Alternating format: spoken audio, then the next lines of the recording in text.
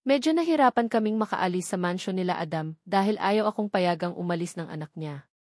Humihikbi na ito at patuloy sa pagtawag sa akin ng mommy. Nangako na lamang ako sa kanya na babalik naman talaga ako, kapag nakauwi na ang mga backer sa kanilang bahay mula sa out of town nila. Kailangan ko silang makausap at dadaanan ko na lamang dito si G, upang bisitahin siyang muli.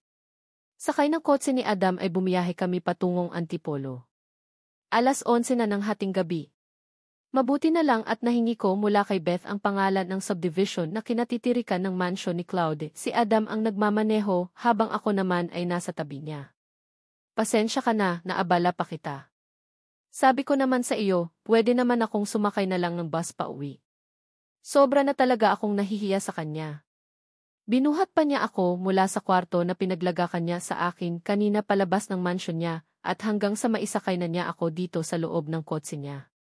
Nahirapan kasi akong bumangon kanina dahil sa pananakit pa rin ang tagiliran ko na umaabot hanggang sa likod ko. Parang mahihirapan yata akong kumilos nito ngayon. Ayon daw sa doktor ay abuti ng 6 na linggo bago ako tuluyang gumaling. And my God, ang tagal noon. Paano ko magagawa ang pinagkasunduan namin ni Cloud na paghahanap sa Athena niya? It's dangerous for you to go home alone at this hour. Hindi mo nga na kayang bumangon, makalakad pa kaya at bumiyahe ng mag-isa. Napalingon naman ako kay Adam sa sinabi niyang yon. Tama naman siya pero nakakahiya pa rin. Kung hindi lang dahil kay Crystal, hindi na sana ako babalik pa sa lugar na yon. Napakalayo ng narating mo. From Antipolo to Laguna. Kailangan Sinong inuuwian niyo sa Antipolo? Isang kaibigan lang hindi ko masabing si Cloud de la Vega dahil siguradong kilala niya rin ang taong iyon na fiancé ni Athena. At baka alam niya rin kung bakit naputol ang dapat sana ay kasal nilang dalawa. Malalaman niyang kami ng anak ko ang naging dahilan yon. At baka magbago ang pagtingin niya sa akin. Nilingon ko siya at nakita ko naman siyang tumatango-tango habang patuloy sa pagmamaneho niya. Sana naman ay huwag na siyang magtanong pa ng mga kung ano-ano tungkol sa akin. Pwede bang ako naman ang magtanong? Nakaisip ako ng isang ideya. Hindi ko na kasi alam kung nasaang lugar na kami ngayon pero siguradong nasa Manila na kami dahil sa dami na ng mga sasakyan at mga gusaling na daraanan namin sa ngayon. What is it? Tungkol sana sa ina ni kung hindi mo mamasamain. Alam kong wala pa ako sa lugar para magtanong ng tungkol doon. Kitang-kita naman kasi sa kanya na gustong-gusto niya ng ina at hindi ko mapigilang makaramdam ng awa para sa kanya. Pasensya na. Kaagad namang sumilay ang ngiti sa mga labi niya habang tutok pa rin ang paningin niya sa dinaraanan namin. Ngunit hindi ko makita ang saya doon. Parang ang lungkot-lungkot ng mga mata niya. Ayaw niya sa amin. Natigilan ako sa sinabi niyang iyon. Ano? Anong ayaw? Nako, hindi naman yata pwede yon. Wala namang ina ang nakakatiis sa kanyang anak. She did, napipilan akong bigla sa sagot niyang yon at napatitig sa kanya. Mas lalo pang lumarawan ang lungkot sa mukha niya. Pasensya na. Sana hindi na lang pala ako nagtanong. It's okay. It's been a long time since she gave birth to we've moved on now. Pakiramdam ko ay pinilipit bigla ang puso ko sa kaalamang iyon.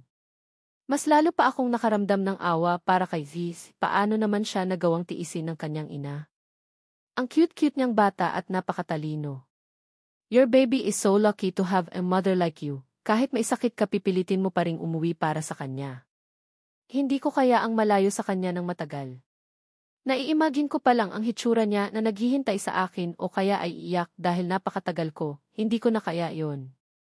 Parang madudurog ang puso ko. Nagagawa mo ring sumagip ng buhay ng ibang bata kahit hindi mo naman anak. I no longer hope that she'll be like you. Pwede ko bang malaman kung nasaan siya ngayon? Nandyan lang naman siya sa malapit. Nagpapakasarap sa buhay dalaga niya. Muli akong hindi nakasagot sa sinabi niyang iyon. Hindi ako makapaniwala na mayroon din palang isang ina na katulad niya. Nagagawang tiisin ang kaawa-awang anak. Ramdam ko rin sa himig ni Adam ang hinanakit niya para sa ina ng anak niya. Ano naman kaya ang dahilan ng ina niya upang iabandona niya ang mag-ama niya? Kahit hindi na iyong ama ng bata, kahit yung anak na lang sana niya ang inisip niya. Napansin ko ang panakanakang pagtanaw ni Adam sa rearview mirror ng kotse niya, ganon din sa mga side view mirror habang kami ay nag-uusap. Bakit? May problema ba? Nothing. I just feel like someone is following us. Talaga? Kaagad din akong napalingon sa likuran namin sa sinabi niyang yon. Sino naman kaya ang susunod sa amin? Natanaw ko na may ilang kotse sa likuran namin. Napakunot ang noo ko dahil parang pamilyar sa akin ang isa doon. Lumakas bigla ang kabog ng dibdib ko. Pakiramdam ko ay si Cloud ang sumusunod sa amin ngayon. Mas binilisan pa ni Adam ang pagpapatakbo ng kotse niya. Sumasalungan na kami sa matatarik na kalsada, kaya sigurado akong naririto na kami sa Antipolo. Lang sandali lang ay nakarating na rin kami sa gate ng subdivision. Huminto sa pagmamaneho si Adam habang ang guard naman mula sa guardhouse ay papalapit sa amin bitbit ang nakabukas niyang flashlight kahit maliwanag naman ang mga ilaw ng gate at mga poste. Ibinaba ni Adam ang salamin ng bintana sa tabi niya. Bigla naman akong nakarinig ng pabagsak na tila nagsara ng pinto mula sa likuran namin na siyang ikinalingon ko kaagad doon. Ngunit halos mga tala ko mula sa kinaupuan ko nang matanaw ko ang mabilis na paglapit ni Cloud sa pinto na kinaroroonan ko. Kaagad na humampas ang palad niya sa bintana nito habang matalim na nakatitig sa akin. Out! Get out! Sigaw niya mula sa labas. Halos mapatalon ako sa takot at pagkagulat. Adam, dito na lang ako. Salamat. Bababa na ako. Tinangka kong buksan ang pinto ngunit hindi ko ito mabuksan. At imbes na sumagot si Adam ay pinili niyang buksan ang pinto sa tabi niya at mabilis siyang lumabas. Kaagad siyang umikot sa unahan patungo sa kinaroroonan ni Cloud. Mas lalo pa akong binalot ng takot at kaba sa maaaring mangyari. Napakadilim ng anyo ni Cloud at para siyang papasok sa jera. Muli kong sinubukang buksan ang pinto sa tabi ko at laking pasasalamat ko nang magawa ko na ito. Tiniis ko ang sakit na nararamdaman ko sa likod ko. Hello, Mr. De La Vega. What the are you doing? Do you know the girl I'm with? Ngunit napahinto ako sa tanong na yon ni Adam kay Cloud. Mahinahon yon ngunit pakiramdam ko ay mailaman. Mr. Adam Baker, you came to my place. Pati ba naman dito, sinusundan mo ko? Sagot naman ni Cloud sa kanya na siyang ikinatulala ko. Baker. Isa tandang bawas isa sa rin siyang Baker. Kita ko ang saglit na paglingon sa akin ni Adam, ngunit muli lang din siyang bumaling kay Cloud at sarkastikong ngumiti. That doesn't even need to be asked. It's probably have the right to find you dahil sa ginawa mong panloloko sa kapatid ko. Didn't cheat on your sister. Get that girl out. Bigla akong itinuro ni Cloud. May atraso siya sa akin kaya alipin ko siya. Kailangan niyang pagbayaran ang ginawa nilang panghihimasok sa kasal ko. Biglang natahimik si Adam at muling napalingon sa akin. Wala na akong mabasang anumang emosyon sa mga mata niya. Napayuko na lamang ako at hindi na nagawang salubungin ang mga titig niya. Take care of her. She had a fracture in her spine. She needs treatment and enough rest. Muli akong napatingala sa kanya sa sinabi niyang yon. Kaagad na bumaba ang tinig niya. Binuksan niya ang pinto sa tabi ko at tinangka na naman niya akong buhatin. Mabilis kong binuksan ang bag ko at inilabas mula doon ang sobrang ibinigay niya sa akin. Sa tingin ko ay hindi ito nararapat para sa akin. Keep it, ngunit bulong niya sa akin na siyang ikinahinto ko. Muli akong napatitig sa kanya. Gustong tumulo ng mga luha ko sa pisngi ko, ngunit kaagad ko itong pinigilan. Nababasa ko ang simpatya ng mga mata niya para sa akin, kahit nalaman na niya ang katotohanan tungkol sa aming mag-ina. Let me do it, T. Ngunit bigla na lamang sumiksik si Cloud sa pagitan naming dalawa, kaya bigla niya akong nabitawan. Don't ever touch her again. Baka pati ikaw mahawa sa kamalasan ng dahil sa babaeng to, si. It already started with your son, anya kay Adam sa mariing tinig. Napahinto naman ako sa sinabi niyang iyon. Alam niya. Paano niya nalaman ang nangyari sa anak ni Adam? Sinundan ba niya ako hanggang sa Laguna? Sa tingin ko ay nagkakamali ka, Mr. De La Vega. Hulog siya ng langit sa amin ng anak ko. And if I'd given the chance, I'll take her from you. Jason likes her, biglang sumilay ang napakagandang ngiti sa mga labi ni Adam matapos niyang sabihin iyon. Samantalang ako ay napatangan na lanmang sa kanya. Sarkastikong tumawa si Cloud sa kanya. You've only known her for a few hours, and you trust her so quickly. You don't even know this girl, you also trust her to live in your house, don't you? Yon ay dahil may atraso siya sa akin. I will help you find Athena, Mr. Cloud de la Vega. After that, pwede mo na ba siyang ibigay sa akin? Hindi kaagad nakasagot si Cloud sa kanya, ngunit nakikita ko ang paggalaw ng panga niya, habang nakatitig ng mariin kay Adam. Pakiramdam ko anumang oras ay maisasabog na bomba sa pagitan nilang dalawa sa mga sandaling ito. I'll think about it, sagot ni Cloud sa kanya bago niya ako binuhat mula sa shotgun.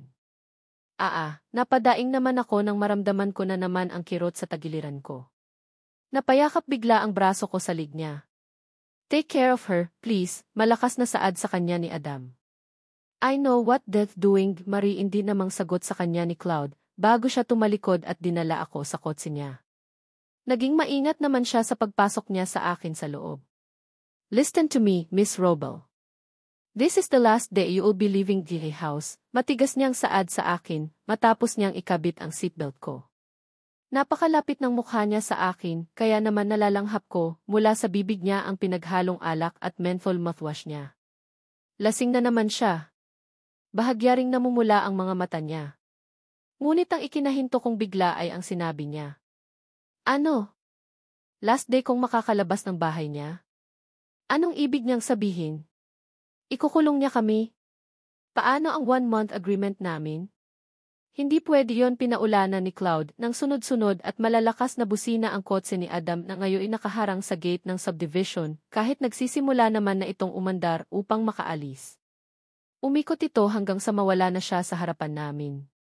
Saglit na nagtama ang aming mga mata hanggang sa tuluyan na niya kaming malampasan.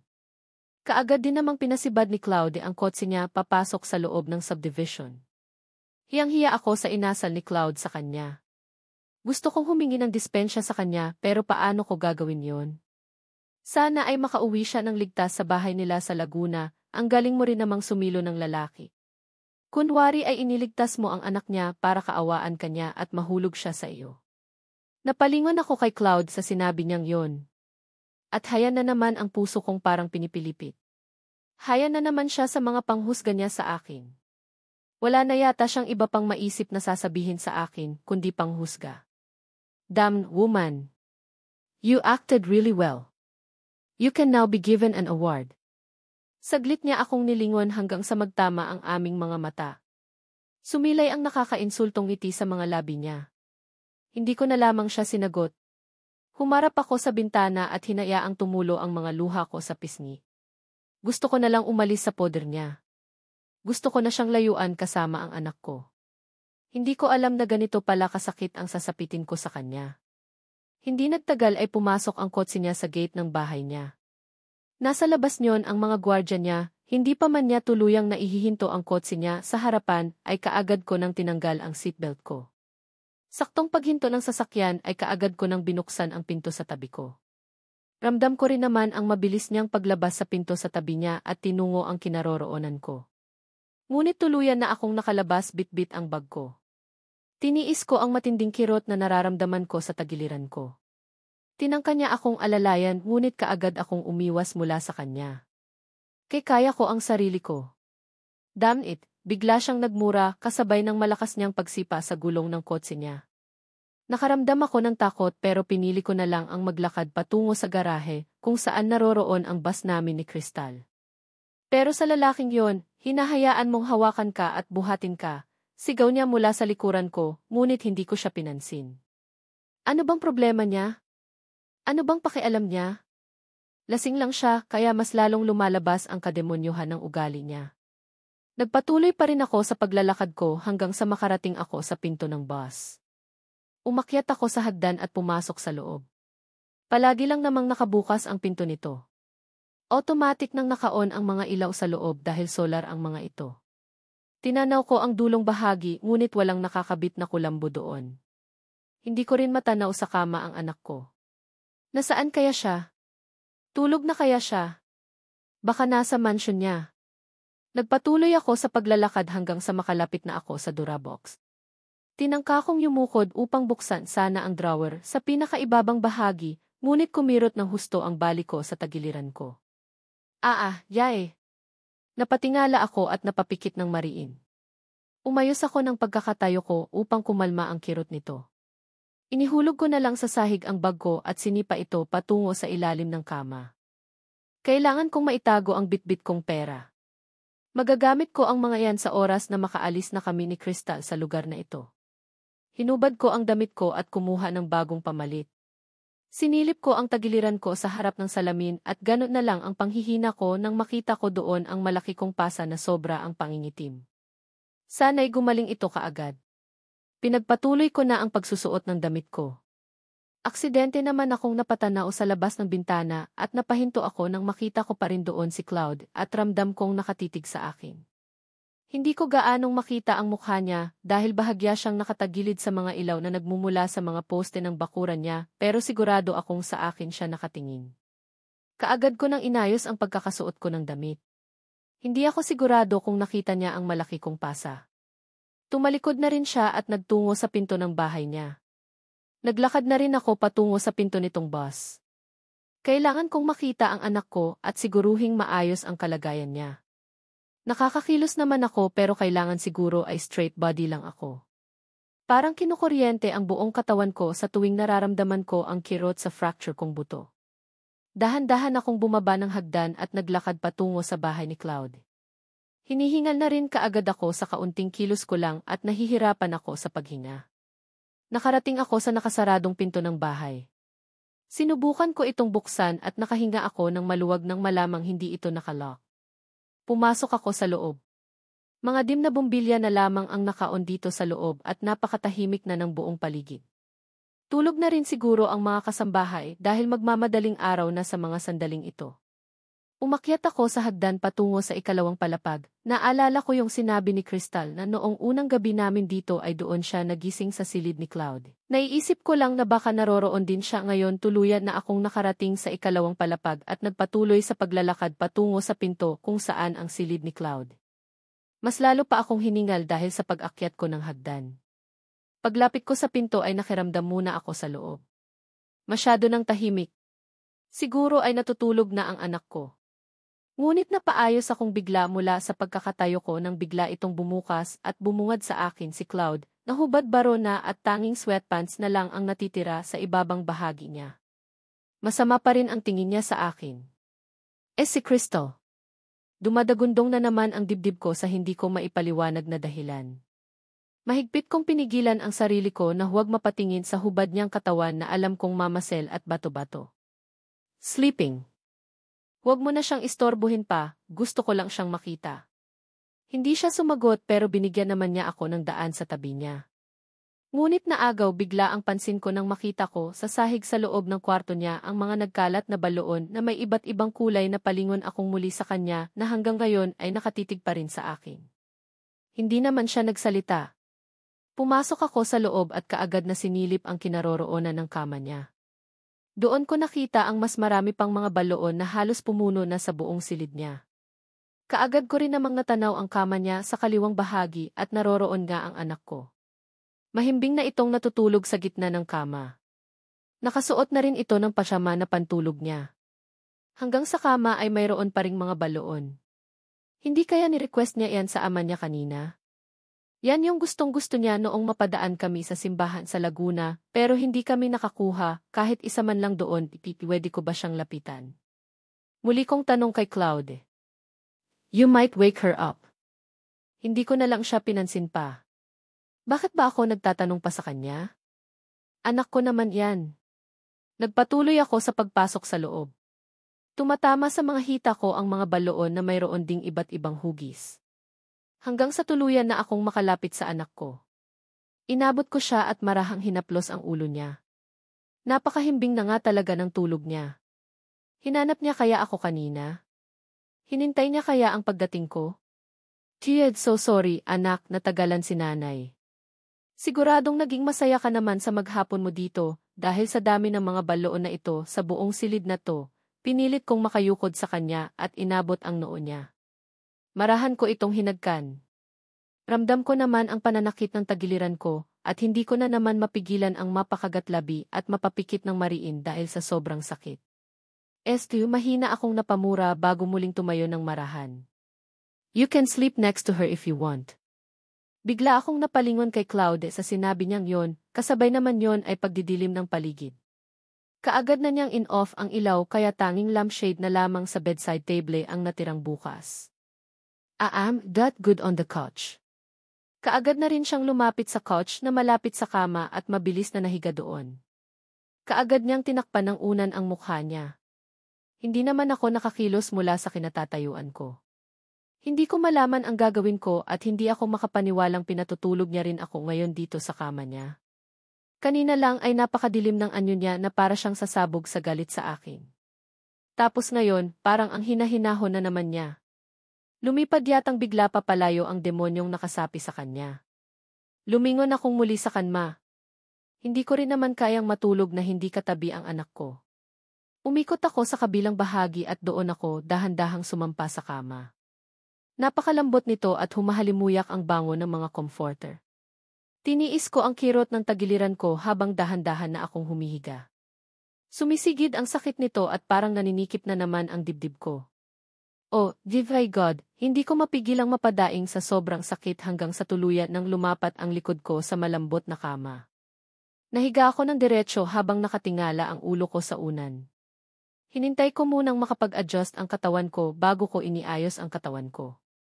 Nilingon ko si Crystal, ngunit nahagip ng paningin ko ang kinaroroonan ni Cloud, napansin kong nakatitig sa akin, kahit may kadiliman ang buong paligid. Ngunit kaagad din nitong tinakpan muli ng unan ang kanyang mukha. Paano siya makakatiis na matulog diyan sa couch? Ang laki ng katawan niya at ang haba ng mga binti niya. Mamamaluktot siya diyan buong magdamag hinaplos ko ang likod ni Crystal.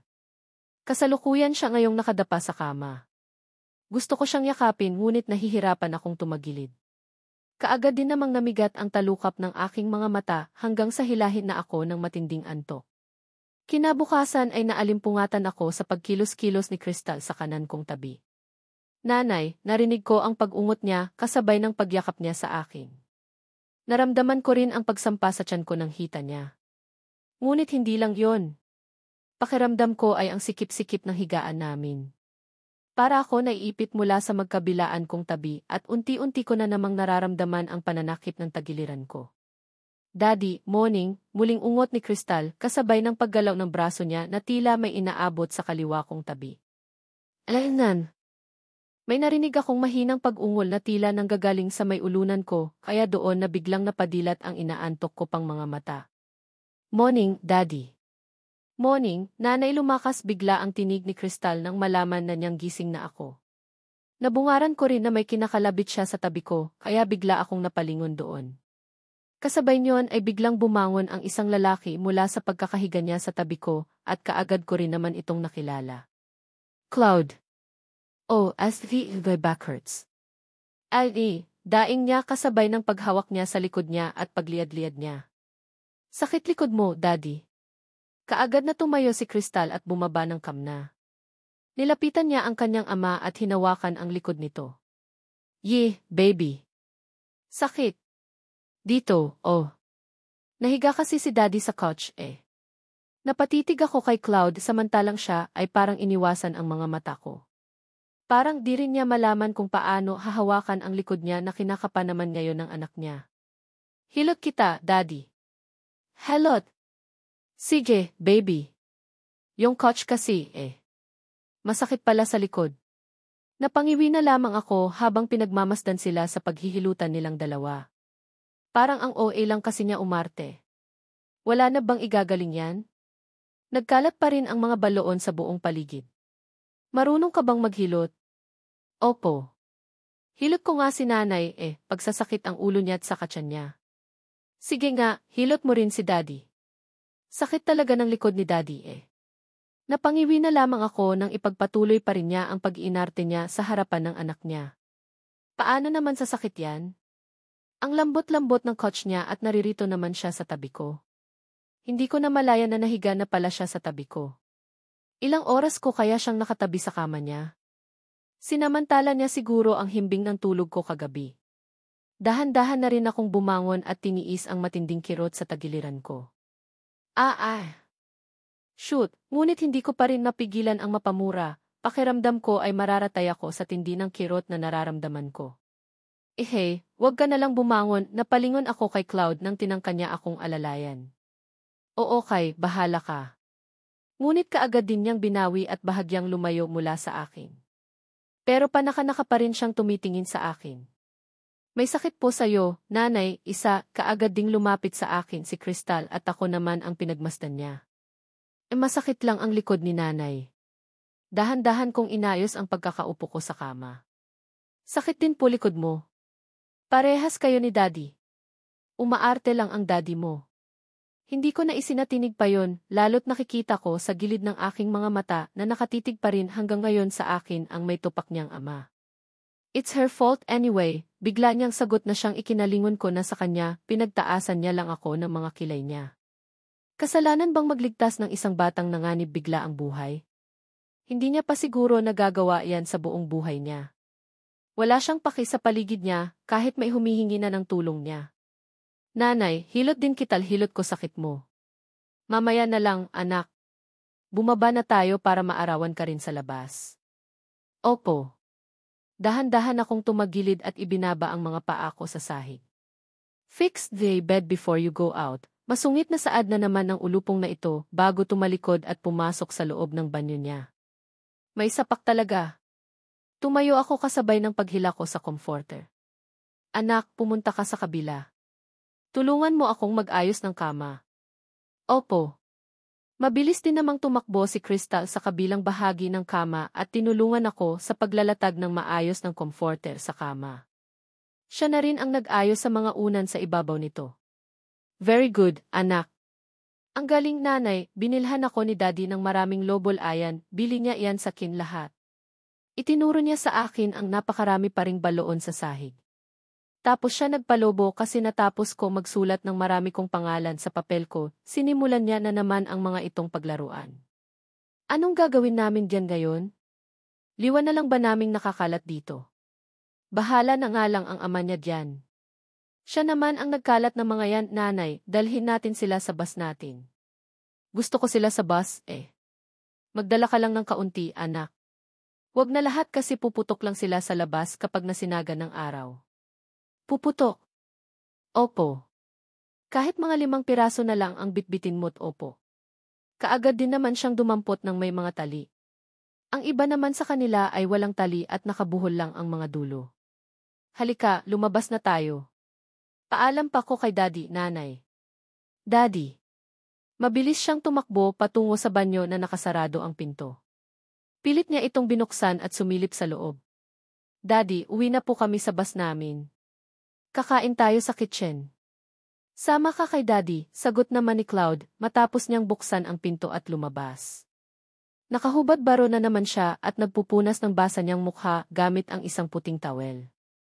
Muli akong napaiwas ng tingin nang lumingon siya sa akin. Uwi muna kami, sagot ko sa kanya nang hindi siya nililingon, kakain kami. Gugutomin mo pa yung anak ko, sagot naman niya kasabay ng pagbuhat na niya kay Sir Stal. Nilingon ko na siya at hindi makapaniwalang tumitig sa kanya. Anak ko. Inaangkin na niya ngayon ang anak ko. Ano naman kayang hangin ang humampas sa mukha niya at biglang nagbago ang isip niya. Noong isang araw lang, halos itakwil na niya si Crystal. Ngayon, bakit feeling ko inaagawan na niya ako ng anak? Maghapon na rin silang magkasama kahapon ni Crystal, pati ba ngayon? Ngunit hindi na niya ako pinansin pa.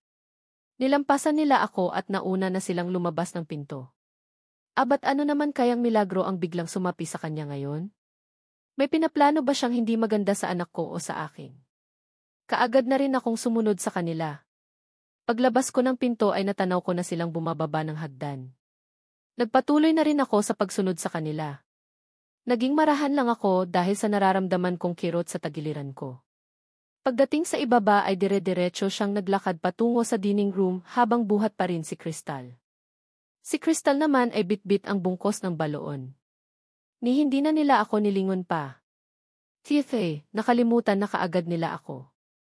Sa pinto ng bahay palabas ako dumiretso. Natanaw ko sa garden si Olga at abala sa pagdidilig ng mga halaman. Naisipan ko siyang lapitan. Olga. Kaagad din naman siyang lumingon sa akin. At Roxanne. Good morning Paul, anong oras po kayo nakauwi kagabi? Hating gabi na. May itatanong sana ako. Ano po yun? Pinatay niya ang tubig na lumalabas mula sa hawak niyang hose bago siya humarap sa akin. Sino sa inyo ang lumalabas para maggrocery o mamalengke? Kami po ni Beth, ate. Bakit po? Sa mall ba kayo namimili? May mall ba na malapit dito? Meron po. Robinson's Mall po ang malapit dito. Mamaya nga po, lalabas kami ni Beth. May ipapabili po ba kayo? Pwede ba akong makisuyo? Wala pong problema. Ano po iyon? Magpapabili ako ng phone kahit yung mumurahin lang. Pero huwag na huwag niyong ipapaalam sa senyo, ha? Ay, sige po. Marami naman doong bilihan. Hayaan niyo po, hindi namin sasabihin. Salamat. Sira na kasi yung luma kong phone, eh. Makakatulong yon sa akin para mahanap ko si Athena. Sige po, ate. Kung may extra nga lang akong phone, iyon na lang ang ipapahiram ko sa inyo, eh. Ang bait mo naman. Salamat ulit. Laabot ko na lang sa'yo ang pambili. CJ, ate. Kaagad na rin akong tumalikod at nagtungo sa bus. Hindi ko kasi alam kung makakalabas pa ba ako sa mansion na ito matapos ang mga sinabi sa akin ni Cloud kagabi. Hindi ko alam kung ano ba ang nangyari sa kanya, kung bakit bigla na lang siyang nagkaganoon. Pero hindi ibig sabihin yon ay mahihinto na ako sa paghahanap sa Athena niya. Nangako din si Adam sa akin na tutulong siya sa paghahanap sa kapatid niya Haist. Kapatid niya pala si Athena. Nakakahiya talaga sa kanya. Akala niya tuloy ay nag-cheat si Cloud sa kapatid niya. Pero kung sa bagay, cheat pa rin naman talagang matatawag yon dahil gumalaw siya ng ibang babae kahit may girlfriend na siya noon. Pero hindi ko rin masisisi si Claude dahil nagbigay din ako ng motibo sa kanya noon. Ginusto ko rin ang nangyari dahil sa sakit na naramdaman ko noon sa ex-boyfriend kong si Sandro. Kahit alam kong may girlfriend na siya noon. Isa ako sa dapat nasisihin. Pero nangyari na ang lahat ng iyon matagal na panahon na. Ngayon nga ay nakipaghiwalay si Sandro sa babaeng naka-live-in niya at ako na naman ang kinukulit niya. Sinabi niya na hindi naman daw totoong kinasal sila noon. Nakunan din daw ang babaeng iyon. Kung ano-ano na ang idinahilan niya sa akin para lang mapatawad ko siya. Inakit lang daw siya, nilasing at kung ano-ano pa kaya may nangyari sa kanila. TSA, gagawin pa akong tanga. Sino naman ang maniniwala sa mga kasinungalingan niya? Tapos, may time na ibinabalik din niya sa akin ang sisi. Nagpagamit din daw ako sa ibang lalaki sa Italy kaya ako nabuntis. Siraulo talaga siya. Handa daw siyang tanggapin si Crystal at ituturing din daw niyang anak basta bumalik lang daw ulit ako sa kanya. Pati ang bata ay ginagamit din niya upang mapalapit sa kanya. Ang kaso, ayaw sa kanya ni Crystal. Ang tunay niyang daddy talaga ang hinahanap niya. At saka, matagal na rin akong naka-move on sa kanya. Wala na akong nararamdaman na kahit ano pa para sa kanya. Kaibigan na lang ang kaya kong ibigay sa kanya. Isa rin siya sa dahilan kung bakit nabuo ang desisyon kong umalis ng probinsya. Ginugulo niya lang kaming mag-ina doon. Pumasok ako sa loob ng bus at tumungo sa dulong bahagi. Kinuha ko ang walis tambo. Paluhod sa sahig ang ginawa ko upang medyo bumaba ang posisyon ko at masungkit ko ang bag ko sa ilalim ng kama. Nahihirapan kasi akong yumuko. Sinungkit ko ito gamit ang walis tambo. Kaagad ko rin naman itong nakuha. Muli akong tumayo ng tuwid at inilabas mula sa bag ko ang brown envelope at ang mga gamot na inireseta sa akin ng doktor. Naglabas ako ng 6,000 pesos. Mumurahing cellphone lang naman ang kailangan ko. Muli kong ibinalik ang bag ko sa ilalim ng kama. Bigla kong naalala ang driver's license ko. Naisipan ko ito kaagad hanapin. Nandito lang yon, hindi yon pwedeng mawala. Hindi ko mailalabas ang bus na ito kung wala yon. Kinalkal ko ang lahat ng mga gamit namin kahit nahihirapan akong kumilos. Ngunit hindi ko talaga ito natagpuan eh. Nakuha kaya iyon ni Crystal? Pinaglaruan kaya niya? Pero hindi yon gawain ng anak ko, bukod sa luma kong wallet kung saan nakita niya ang picture ng ama niya. Naisipan ko nang lumabas ng bus, lalo't nagsisimula na ring kumalam ang tiyan ko. Dinaanan ko si Olga sa garden at iniabot sa kanya ang pera na pambili ng phone. Kung may sobra, sa inyo na lang ni Beth, nakangiti kong saad sa kanya. Naku, ate. Huwag na. Kakasahod lang naman namin mula kay Sir Cloud kahapon. Okay lang. Basta kung may sobra, kahit pang merienda nyo na lang. Oh, CJ, ate. Ikaw ang bahala. Hahanap kami ng phone na sasapat dito. Marami namang bagong labas ngayon na phone na mura lang. Sige, salamat ulit. What's that? Ha? Sir. Nagulat kami nang bigla na lamang bumungad si Cloud sa malapit sa amin mula sa pinto ng bahay. Ni hindi man lang namin siya napansin. Daddy. Kaagad din namang sumunod sa kanya si Crystal na maihawak pang tinidor na may hotdog. Nanay, sarap ng hotdog, iwinagayway pa niya ito sa akin.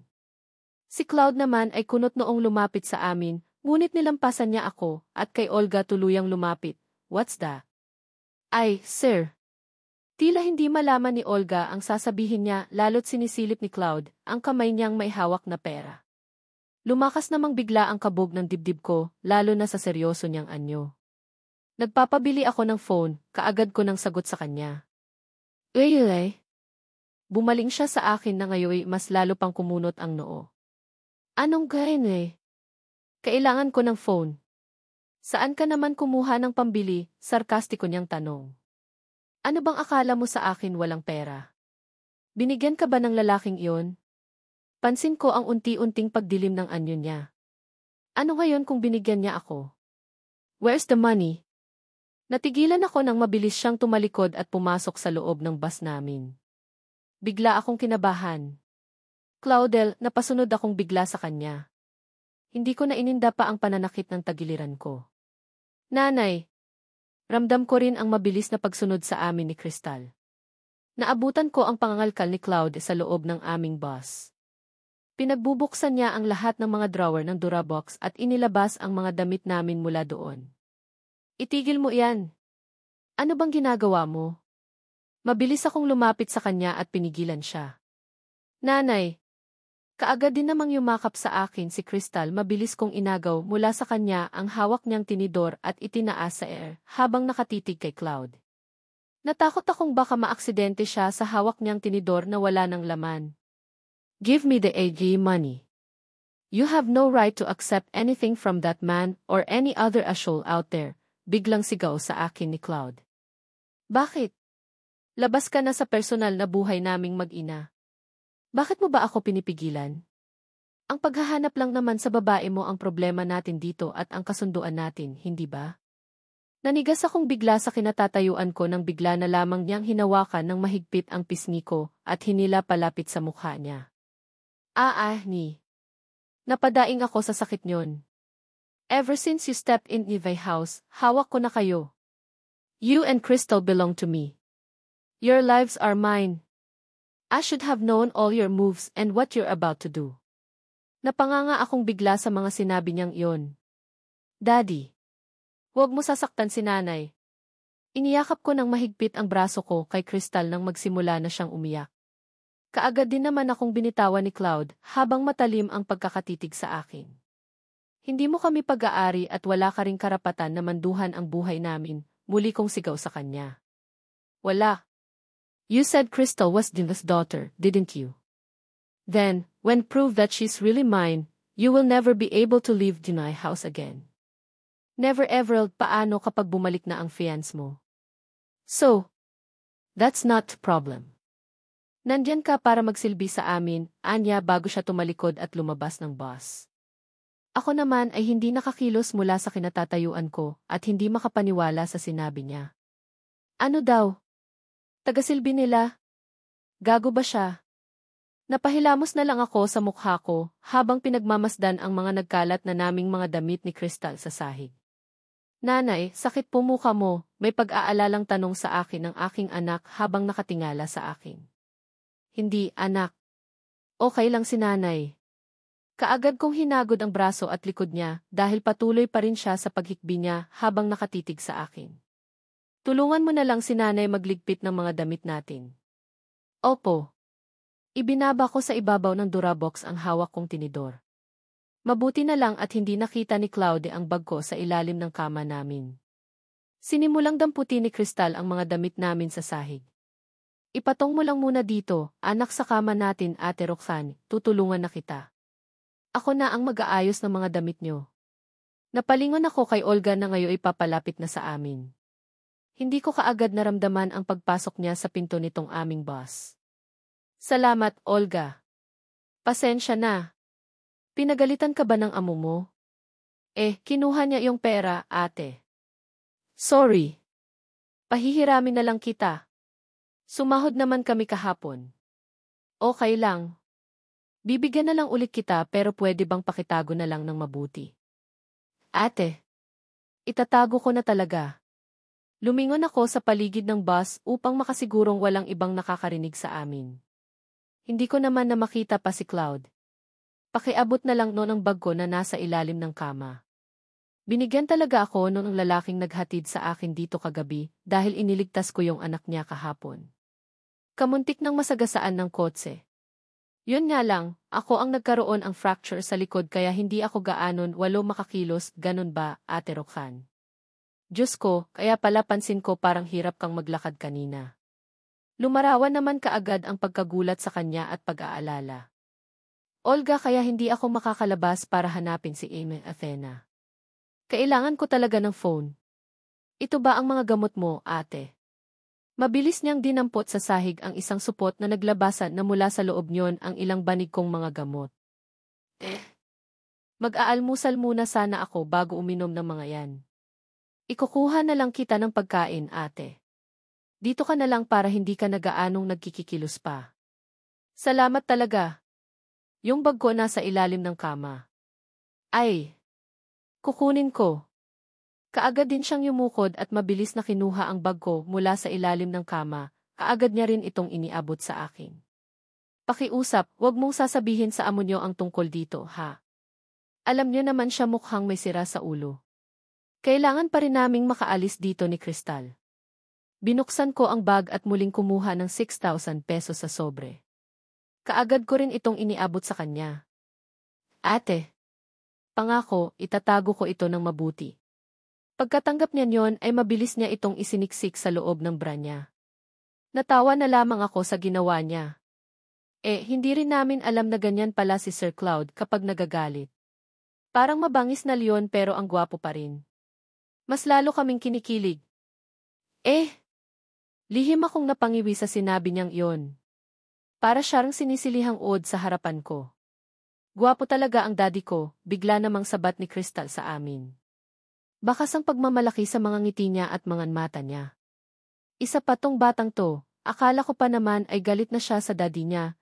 Gwapo talaga kaya ang ganda-ganda rin ang bebe namin upper tile, kaagad itinaas ni Olga ang palad niya sa harapan ni Crystal.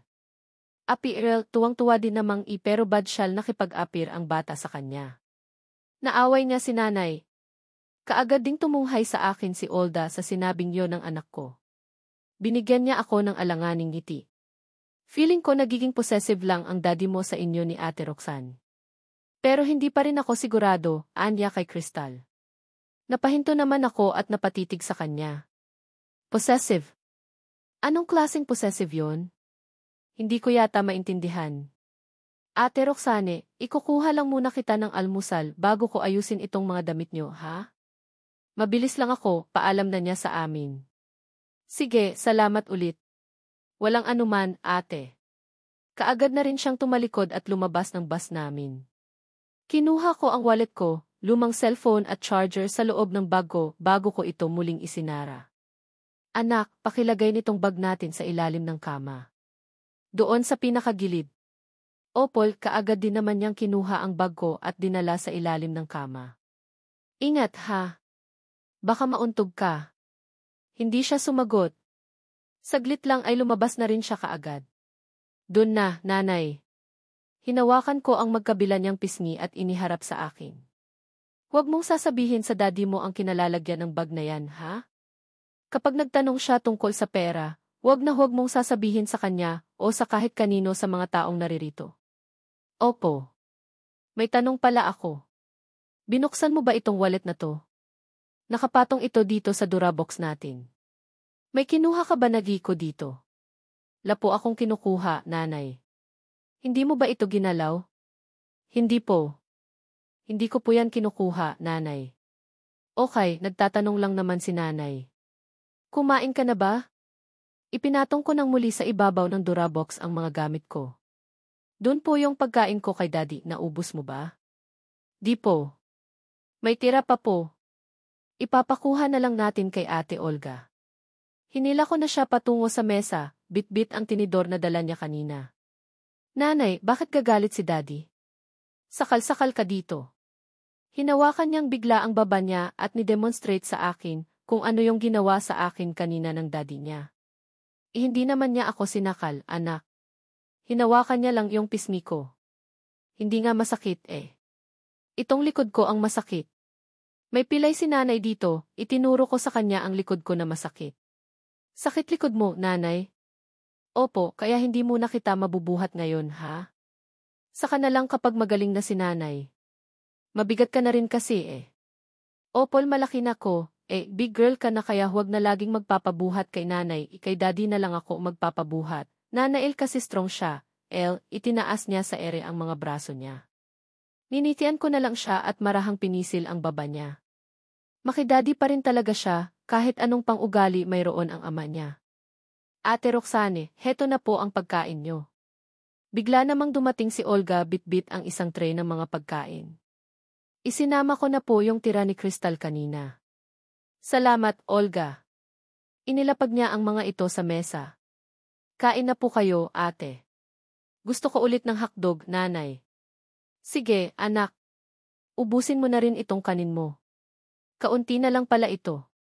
Opo. Kaagad siyang naupo sa isang silya at ako naman sa tabi niya.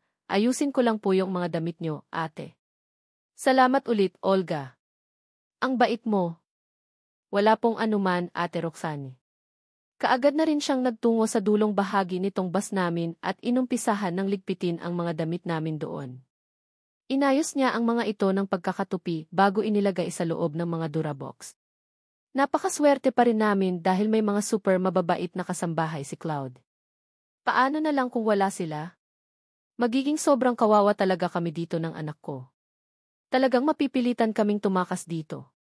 Matapos zero din naming kumain ni Crystal, ay kumuha na rin kami ng mga damit na pamalit namin sa mga itinutupi ni Olga. Malapit na rin siyang matapos kaya hinintay na namin siya. Nasanay na kasi kaming maligo ni Crystal ng umaga, matapos ay sabay-sabay na rin kaming nagtungo sa likod bahay. Nauuna sa paglalakad namin si Olga, bit-bit ang tray na pinagkainan namin. Nakasampay sa liig ni Crystal ang isang makapal na tuwalya, habang bitbit ko naman ang mga pamalit namin. Ngunit napahinto ako sa paghakbang ng abutan namin sa pool si Cloud, na paruot paritong lumalangoy. Tanging boxer lang ang suot niya at bumibikil ang mga muscle niya sa katawan sa bawat paggalaw niya sa tubig. Muli na namang bumilis ang iii ng puso ko at hindi ko malaman kung tutuloy pa ba kami ni Crystal o hindi na lang muna. Nanay, naliligo si Daddy, bulong sa akin ni Crystal habang inuugoy ang brasero ko. Napayuko ako sa kanya. Himalang hindi siya sumigaw na akit man lang na maligo din sa pool lalo't naririyan ang daddy niya, pati na rin ang giant duck. Halika na, anak. Hayaan natin siya. Hinawakan ko ang braso niya at nagpatuloy kami sa paglalakad. Si Olga naman ay tuluyan nang nakarating sa pinto ng kusina. Mukhang hindi niya namalayan ang saglit naming paghinto ni Crystal. Nagpatay mali siya na lamang kami at hindi pinansin si Cloud hanggang sa makarating na kami sa set ng lamesa at mga sofa dito sa gitna. Ganon din naman ang ginawa ni Crystal. Crystal, muntik na akong mapatalon sa gulat nang bigla naming narinig ang pagtawag ni Cloud kay Crystal. Nilingon siya ni Crystal ngunit hindi sumagot ang bata sa kanya. Hinahayaan niya lang na hilahin ko siya patungo sa laundry. Maliligo ka ba? Dito kay Daddy, pagpapatuloy pa rin ni Cloud, ngunit nanatili lang nakatingin sa kanya si Crystal habang patuloy rin sa paglalakad. Nakita ko sa gilid ng mga mata ko ang pag-ahon ni Cloud sa tubig. Mas lalo namang bumilis ang iii ng puso ko nang makita kong naglalakad na siya palapit sa amin. Sa wakas ay nakarating na rin kami sa pinto ng laundry room. Hey, baby. Ayaw mo bang sumakay sa dock? Ligo kami ni nanay, sagot ni Crystal sa kanya. Binuksan ko na ang pinto at pumasok kami sa loob. Nilabanan ko ang sarili ko na huwag siyang lingunin. Ngunit napansin ko ang pagpasok niya rin dito sa loob. Naramdaman ko ang malamig na tubig na nagmumula sa katawan niya. Tumutulo na rin ito sa sahig. Si Daddy na ang magpapaligo sa'yo. Ayaw. Liligo ako ni nanay, mabilis na sagot ni Crystal sa kanya. Nanatili naman akong tahimik. May sakit ang nanay mo. Hindi kanya mapapaliguan. Dililigo ako mag-isa. Ayaw mo ba kay Daddy? Sasakal mo si nanay. Dito. Hinawakan ni Crystal ang baba niya habang nakatingala sa daddy niya, hindi naman kaagad nakasagot si Cloud. Sa gilid ng mga mata ko ay ramdam ko ang pagbaling niya sa akin at pagtitig niya sa akin. Hindi ko naman sinakal ang nanay mo. Kailan ko siya sinakal? Sakal mo si Nanael, sakit likod niya, hindi ko sinakal ang nanay mo. Ayaw, Daddy, sakal mo si nanay. Nagpakasiksik-siksik na si Crystal sa likod ng mga hita ko. Okay, fine. Lad, sorry. Nagsusorry na si Daddy. Hindi ko sinasadya. Kiss mo na si nanay. Love mo na si nanay. Oh, what? Sabay kaming natigilan ni Cloud sa sinabing iyon ni Crystal. Anak, love mo na si nanay. Kiss mo si nanay, pagpupumilit pa rin niya. Pumapadyak na rin ang mga paa niya sa sahig ki-ookay. Yun lang ba? Napanganga ako sa sagot na yon ni Cloud sa kanya. Mabilis siyang lumapit sa akin at hinawakan ang magkabila kong pisngi. Si Cloud. Nagtagpo ang aming mga mata ngunit hindi ko mabasa ang emosyong lumalarawan doon. Gusto kong umatras ngunit tuluyan na akong nanigas ng bigla na lamang lumapat ang mga labi niya sa mga labi ko na hindi ko inaasahan. Napatulala akong bigla at nanlaki ang mga mata. Tila biglang nagsara ang isipan ko nang maramdaman ko kung gaano kalambot ang mga labi niya. Mainit niyang sinisiil ang mga labi ko habang hawak niya ng mahigpit ang magkabila kong pisngi. Pakiramdam ko ay aatakihin na ako sa puso dahil sa lakas ng kabog nito. Alam kong sumisigaw si Crystal sa labis na tuwa sa mga sandaling ito, ngunit hindi ko na ito halos marinig pa. Si Cloud. Damn! Pakiramdam ko ay mas lalo pang lumalalim ang maalab na paghalik sa akin ni Cloud habang tumatagal. God! Totoo ngang hinahalikan niya ako. At sa harapan talaga ng anak niya. Ako diin. Lablab din ako, Daddy. Naramdaman namin ang mabilis na pagsiksik ni Crystal sa gitna namin kaya naman para akong biglang natauhan. Binitawan ni Claude ang mga labi ko, ganon din ang pisngi ko, ngunit nanatiling nakatitig sa isa't isa ang aming mga mata. Pansin ko sa reaksyon niya na parang nabigla din siya. Daddy, kiss din ako. Love din ako, nanay.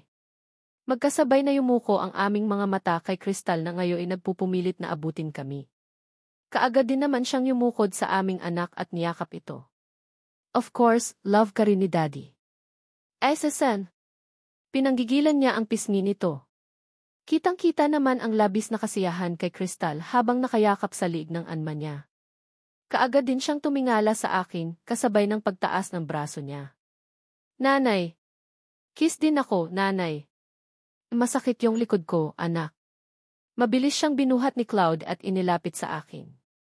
Kaagad na yumakap sa liig ko ang braso ni Crystal, kaya niyang pinaglalapit ang aming mga mukha ng daddy niya. Hindi ko naman malaman ang gagawin ko pero nagulat ako nang mabilis din akong hinagka ni Cloud sa mga labi ko. Smack kiss lang iyon pero halos pumutok na ang mukha ko sa sobrang hiya. Yee! Lablab, muli na namang nagsisigaw ang aming anak sa sobrang saya. Lihim kong sinamaan ang tingin si Cloud. Parang nakakarami na yata siya, Napansin ko rin naman ang pagtaas ng sulok ng labi niya habang nakatitig sa akin. Maligo ka na, anak. Tama na yan. Bumitaw na ako mula sa pagkakayakap ng braso ni Crystal sa lig ko. Nawala na rin ang isang brasong nakayakap sa baywang ko. Wala namang ibang gagawa niyon kundi ang magaling na lalaking ito. Hindi ko na maintindihan ang mga ginagawa niya sa akin ngayon. Nanay, ligo tayo ni Daddy. Daddy, ligo mo pokot sa kasi nanay, sakit likod niya, Muli akong natigilan sa sinabing iyon ni Crystal. Anak, kaya naman kitang paliguan, Josie. How can you rub her body? Biglang tanong sa akin ni Cloud. Hindi ka agad ako nakasagot. Paano nga ba? Siyempre, napakagaling naman talaga ng anak ko. Alam niyang may nararamdaman akong sakit at hindi nga naman ako makakakilos ng maayos. Aksidenteng napababa ang paningin ko sa katawan ni Cloud. At ganun na lang ang pamimilog ng mga mata ko nang ngayon ko lang naaalala na tanging boxer nga lang pala ang suot niya at nakabalandra ngayon sa harapan ko ang mala-adonis niyang katawan. Ay! Kaagad kong naiiwas ang mga mata ko mula sa kanya. Ngunit tila nakapagkit na isipan ko ang hitsuran yon kung gaano iyon kaganda. Namumutok ang mga muscle niya sa dibdib at mga braso niya, ganon din ang 8-pack abs niya sa tiyan niya. Pakiramdam ko ay kumakaway silang lahat sa akin. Hindi ko man tangkaing hawakan ang mga iyon, nai-imagine ko naman na parang sumasayad ang mga dalert ko sa mga iyon at nararamdaman ko kung gaano sila katitigas. Damn! Tumahimik ka nga, Roxane, lumalandi ka na yata. Come on, ako na ang magpapaligo sa iyo, ani Cloud sa anak niya.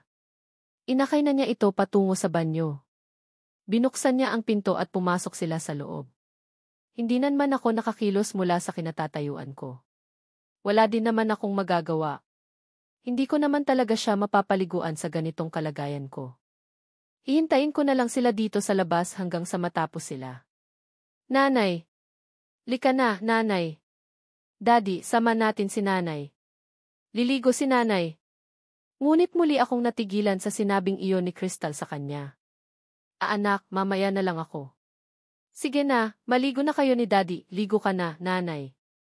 Nagpumilit siya na bumaba mula sa ama niya. Kaagad din naman itong binitawan ni Cloud.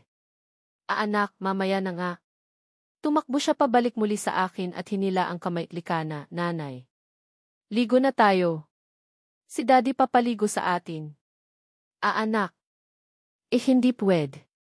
Kayo na lang ng Daddy mo. Mamaya na lang ako at nilabanan ko ang katawan ko upang hindi niya mahila. Nakukulitan na talaga ako sa kanya. Napatingin ako kay Cloud na ngayon taimtim lang na nakatitig sa akin. Nasa loob na siya ng banyo. Hindi man lang ba niya pipigilan ang anak niya?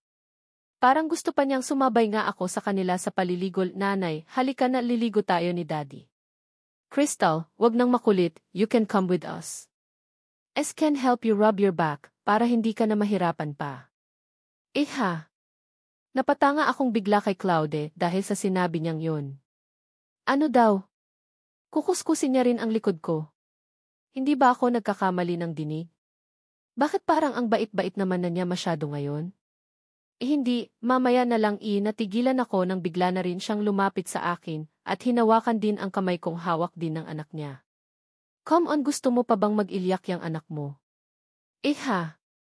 Pero, lika na, hinila din niya ang kamay ko at pinagtulungan nila akong mag-ama na maipasok sa loob ng banyo. What the XC Cloud, yee? Ligo kami ni nanay. Muli na namang naglulukso sa tuwa ang bata. Hindi ko na malanman kung papaano pa ako tatanggi sa kanila. Hinawakan kong mabuti ang mga damit naming pamalit upang hindi ko mabitawan dahil nagsisimula ng mga tal ang katawan ko. Napakalakas ng kabog ng dibdib ko sa mga sandaling ito. Para akong maiihi na hindi ko malaman. Paano ba ako nagkaroon ng ganito kakulit na anak? Mukhang sa ama niya yata siya nagmana. Dire-diretso kaming nagtungo sa loob ng showroom at doon pa lamang nila ako binitawan. Kaagad kong kinuha mula sa liig ni Crystal ang tuwalya upang hindi mabasa. Daddy, hubad mo po ko. Hubad, kusa na niyang itinaas ang suot niyang damit sa harapan ng ama niya. Okay, kaagad din naman siyang tinulungan ni Cloud.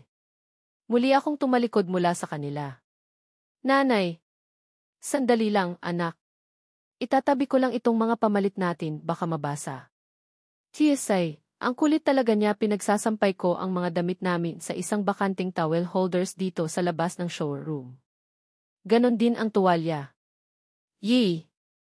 Nanay, hubad ka na. Hubad, muli na namang bumaling sa akin si Crystal. Hindi na ako maghubad. Okay na to sa akin. How can I rub your back? Tanong naman ni Cloud na siyang ikinahinto ko. Seryoso. Nabasa ko ang pagsilay ng pilyong ngiti sa mga labi niya bago niya dinampot ang sabon sa isang lagayan, kasama ang isang body scrub net. Nahiwagaan akong bigla sa kanya. Maging ang ngiti niyang iyon na ngayon ko lang muli nakita sa kanya ay nakapagtataka ng sobra. Kanina lang ay galit na galit siya sa akin. Tapos ngayon, para siyang sinaniban naman ng isang anghel. Nababaliw na yata siya. O, maaaring hindi niya lang mahindihan ang kakulitan ng anak niya. Pero hindi eh. Parang may mali. Daddy, sabon ako. Sabon sasabunin ka ni Daddy. Then, si nanay naman binuhay na niya ang shower. Kaagad ding bumagsak sa kanila ang malakas na buhos ng tubig na ulan. Naulan, nanay. Daddy. Nagluluksong muli sa tuwa si Crystal. Baka madulas ka, saway ko naman sa kanya.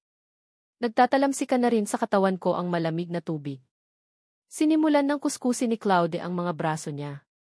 Aksidente namang tumama ang mga mata ko sa suot niyang boxer. Animoy may isang malaking batong namumukol sa loob niyon. Bigla akong napalunok. Parang biglang uminit ang buong paligid at natutuyo ang lalamunan ko. Heist? Bakit naman ganon? Buhay ba yan o hindi? Masyado kasi siyang nakabukol. Napansin ko ang bigla niyang paglingon sa akin. Nanlaking bigla ang mga mata ko at kamuntik na akong mapatalon sa gulat. Aste, nahuli ba niya akong nakatitig doon? Para na namang magigiba ang dibdib ko sa sobrang lakas ng kabog nito. Nahuli niya yata ako. Ramdam ko ang paggapang ng init sa pisngi ko. Anong gagawin ko? There's another scrub net here. Can you rub the back to? Anya na siyang ikinahinto ko. Ano? Dahan-dahan ako muling lumingon sa kanya. Patuloy naman siya sa pagkuskos sa katawan ni Crystal habang pasulyap-sulyap sa akin. Nababasa kong muli ang kakaibang ngiti sa mga labi niya at para akong matutunaw sa paraan ng pagtitig niya sa akin. Ano bang ginagawa niya? Waiting gianyang muli sa akin. Napasulyap ako sa scrub net na nakasabit. Napakadali lang naman itong kunin. Hindi ko na kailangan pang yumuko, dahan-dahan akong lumapit doon at kinuha ito. Iniabot niya sa akin ang sabon bago ko ikinusko sa scrub net. Umayos siya ng pagkakapwesto sa harapan ko habang nakatalikod siya bago ko sinimulan ng kuskusin ang likod niya. Nanginginig ang mga kamay ko habang ginagawa ko yon. Nanay, kuskus mo din si Daddy, tanong ni Crystal kahit nakikita na niya ang ginagawa ko. Binigyan ko na lamang siya ng alanganing ngiti. Pakiramdam ko kasi ay marami na ring nakabara sa lalamunan ko at nahihirapan na rin akong magsalita. Done. Shampoo naman, ani Cloud kay Crystal, nagpatuloy naman ako sa ginagawa ko sa likod niya, ang lapad-lapad ng likod niya at namumukol ang mga muscle niya dito. Ganon din sa mga braso niya. Pwede mo bang lakasan ng kaunti? Anya kasabay ng bahagyan niyang paglingon sa akin.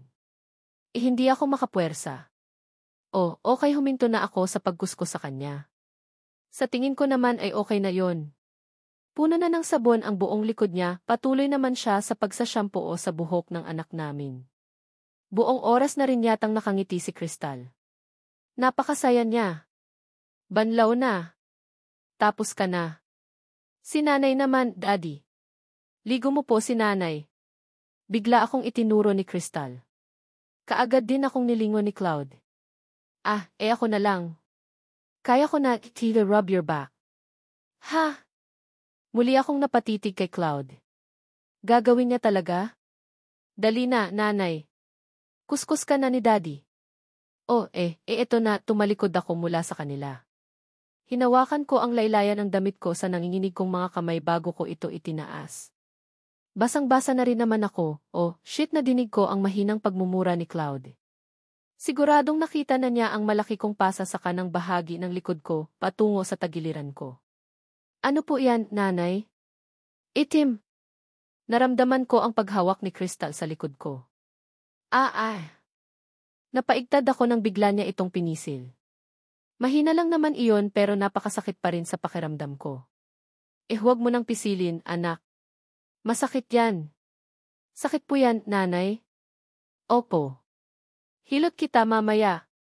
Ninitian ko na lamang siya. Naramdaman ko naman ang diin ng pagkakatitig sa akin ni Cloud. Bumuntong hininga siya ng malalim bago niya sinimulang ikuskus ng marahan sa likod ko ang hawak niyang sabon. Hindi ako nakagalaw mula sa kinatatayuan ko. Kakaiba ang hatid niyon sa akin. Nakikiliti ako na hindi ko mawari. Napakagaan ng kamay niya na para bang ingat na ingat siya. I'll unhook your bra. Ha?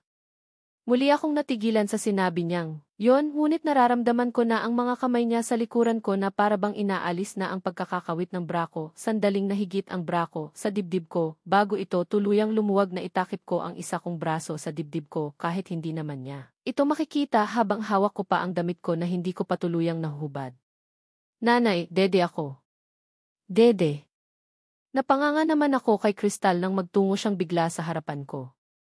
Narinig ko ang biglang pagtighim ni Cloud mula sa likuran ko. Naku naman, anak. Pwede bang huwag muna ngayon? Nakaugalian na niya ang saglit na pagdede sa akin sa tuwing naliligo kami o sa tuwing nakikita niya ang dibdib ko. Pero huwag naman sana ngayon. Hiyang-hiya na talaga ako at hindi ko na alam kung paano pa ako kikilos sa harap ng ama niya. And my God! Lahat na lang, anak.